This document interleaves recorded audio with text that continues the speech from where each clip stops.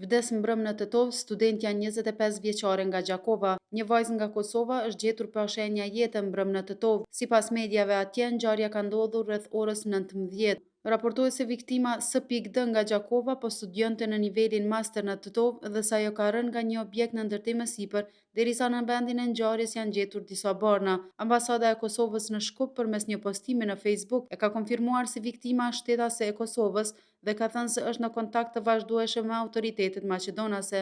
Ndërkaq, prokuroria themelore në Tetov ka deklaruar se të dhënat e para nuk japin indikacione për vdekje si pasojë e një vepre penale. Ata thonë se do të intervistohen disa persona dhe se organet hetimore po veprojnë intensivisht për të sqaruar shkaqet. Prokurori kujdestar nga Prokuroria Themelore Publike në Tetov dje ka kryer ekspertizë në vendin ku është gjetur trupi i pajet i një gruaje të re, si edhe në banesën me qira ku ajo kishte qëndruar. Po ndërmerren të gjitha veprimet për të hetuar shkaqet e vdekjes me kontrolle dhe ekspertiza të detajuara në vend ngjarje, ndonse të dhënat fillestare dhe gjurmët në terren nuk tregojnë se bëhet fjalë për vdekje si pasojë e një vepre penale. Megjithatë, është urdhëruar obduksione që të merren në pyetje disa persona, ndërsa prokuroria dhe të gjitha organet hetimore po veprojnë intensivisht për të sqaruar shkaqet. Por sipas informacioneve, 25 vjeçaria kishte qenë në një lidhje dashurie me djalin e një biznismeni nga Maqedonia e Veriut. Familjarët e vajzës së ndjerë thanë se vajza e tyre tani më e ndjerë kohëve të fundit ka pasur mosmarrëveshje dhe probleme me të dashurin e saj.